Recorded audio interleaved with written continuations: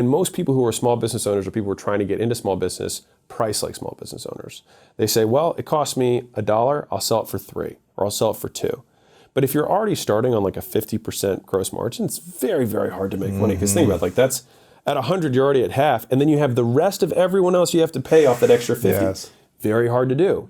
And so like, I'll give a couple rules of thumb if anyone wants this. But like if you're building a service-based business for us, by all means, I have to get gross margins above 80%, which means 5 times the cost of goods. So if it costs me $100 a month, the minimum I'll charge is $500, right?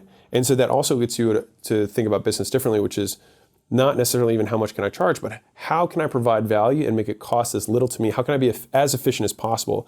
And if you think about what technology does over time, is technology takes something that's valuable and makes the cost of delivering it less. And so that's what happens is a lot of people are able to have access to things that were once only for the wealthy, but now become for the common man because the cost basis decreases as a result of technology. And so technology, as we see it, like we can create technology, but you can also have technological breakthroughs just through process in your own business. It's like, and that's where niching down and being very specific about the avatar becomes important, especially when you're starting, because then you can productize the service. Because if you're doing everything custom, which most people when they're starting out do, it becomes really difficult to become efficient. And it's really difficult to become efficient, you have very little margin, right? Or you have to charge huge fees, which most people are too afraid to do.